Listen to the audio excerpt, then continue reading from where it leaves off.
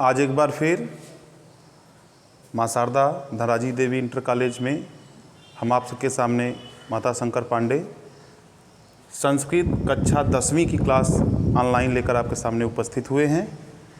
आज हम आपको बताने जा रहे हैं वर्णों का उच्चारण स्थान, जो हाई स्कूल की परीक्षा के लिए महत्वपूर्ण माना जाता है, जिसमें आप जानेंगे कि वर्णों का उच्चारण स्थान किन किन स्थान से होता है। वर्ण या अक्षर, एक अकेला जो है यही वर्ण है, यही अक्षर है। इस अक्षर को जब हम बोलते हैं तो उस समय हम कहाँ कहाँ किन किन स्थानों से बोलते हैं, वो स्थान ही उच्चारण स्थान कहलाते हैं।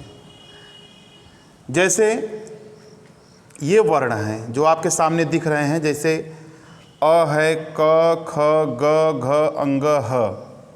ये जो इतने वर्ण आपके सामने दिख रहे हैं, ये वर्ण कंठ से बोले जाते हैं, इसलिए इन्हें कंठ वर्ण कहते हैं। ये कंठ जो अपना होता है, इस कंठ के माध्यम से बोलते हैं, इसलिए इन वर्णों को, इन अक्षरों को कंठ वर्ण कहते हैं। उच्चारण स्थान इन वर्णों का कंठ होता है, कंठ के माध्यम से ही बोला जाता है। उसके बाद जब आप आएंगे नीचे, देखिए इधर देखिए, छोटी है, च है, छ है, ज, झ और य। ये जो अक्षर हैं, इन अक्षरों को तालु कहते हैं। एक जीभ और दूसरी छोटी जीभ, जिसके माध्यम से हम किसी भी वस्तु को, जो आप लोग जानते हैं, खाते पीते हैं, निगलते हैं, जो कि जैसे उसको क्या बोलते हैं, ललरी कह सकते हैं आप, ललरी बोलते हैं छोटी जीभ। तो वो तालु, तालु के अंतर्गत ये अक्षर बोले जाते हैं। ई, च, छ, ज, झ और य। इन अक्षरों को जब आप बोलेंगे, महसूस करेंगे, बोलेंगे, तो आपके तालु पर दबाव पड़ेगा। और इन अक्षरों का जब वर्णों का आप उच्चारण करेंगे, जो ऊपर अभी थे अ, क, ख, ग, घ, अंग, ह, तो आपके कंठ पर दबाव पड़ेगा। तो जिस स्थान पर दबाव पड़ेगा वो वही वर्ण बोला जाएगा। इन अक्षरों का दबाव कंठ पर तो कंठ, और इन वर्णों का दबाव तालु पर तो तालु। अब नीचे आप आएंगे, ये है ट, ठ, ड, ढ और ड़। ये जो आप 5 प्रकार के वर्ण देख रहे हैं, इनको बोलते समय हमारी जीभ जो होती है वो मुड़ जाती है, इसलिए इसको मूर्धा बोलते हैं।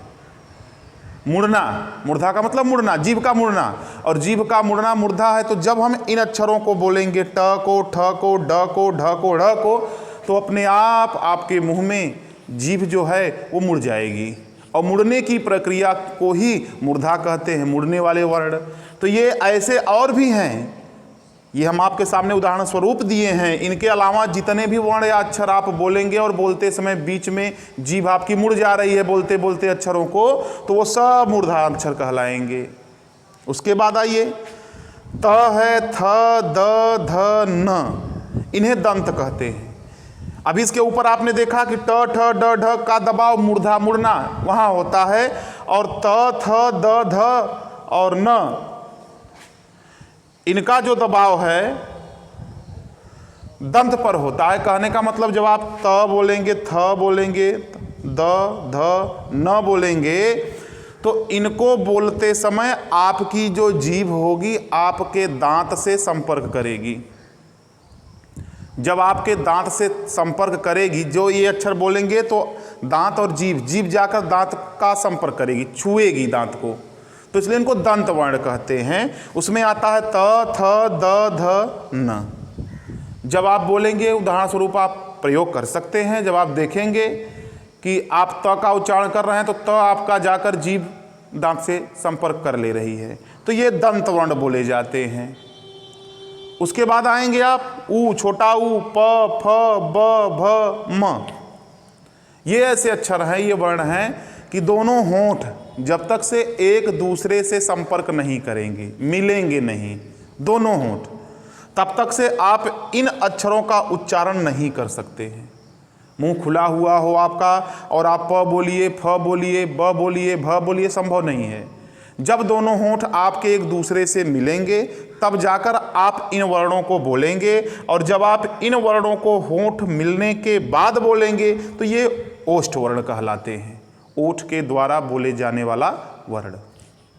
उसके बाद अंतिम के जो अक्षर हैं, जैसे यहाँ अंग, इय, ड़, न, म, ये जो हैं, इन्हीं अंतिम वाले अक्षरों को मिलाकर यहाँ देखिए अंग, इय, ड़, न और म, नासिका, नाक के द्वारा।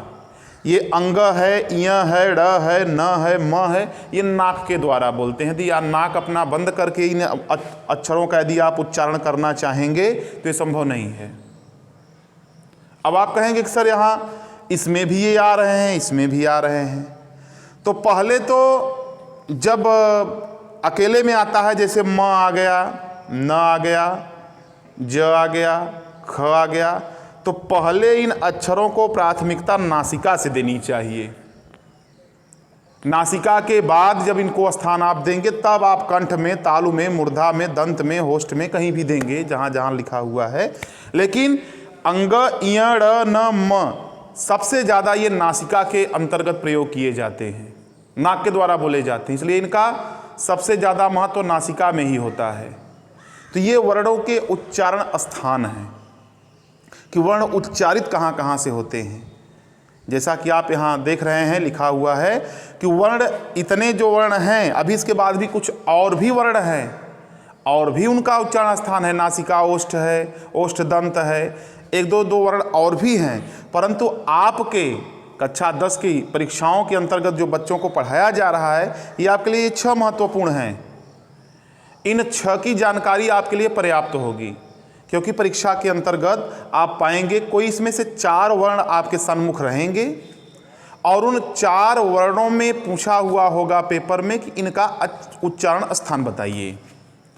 तो आप इसी प्रकार 2 कॉलम बनाएंगे, एक वर्ण का होगा, एक उच्चारण का होगा। जो पेपर में आपके वर्ण जो पेपर में रहेंगे उनको कोई 2-3 पूछा, 2 है, 2 करने को है, 1 करने को है, जो भी, उसको आप इसके नीचे रखेंगे। अब वो उच्चारण स्थान उसका क्या होगा वो इधर आप करेंगे, निर्धारित करेंगे, दर्शाएंगे, तो आपका सही हो गया। जैसे मान लो ट को ही लिया, ठ दिया है, फ दिया है, तो ठ और फ का पूछा उच्चारण स्थान क्या होगा, तो हम यहाँ ठ और फ लिखेंगे और उच्चारण स्थान में ठ को मूर्धा दिखाएंगे और फ को ओष्ठ दिखाएंगे। तो इस प्रकार से ये जो विवरण बना हुआ है, ये आपके बोर्ड की परीक्षाओं में कक्षा 10 के लिए एक अनिवार्य चैप्टर है, जिसको आप लोग ध्यानपूर्वक देख लेंगे। फिर आगे और भी इसी प्रकार व्याकरण पढ़ाने के लिए हम सन्मुख होते रहेंगे आपके साथ।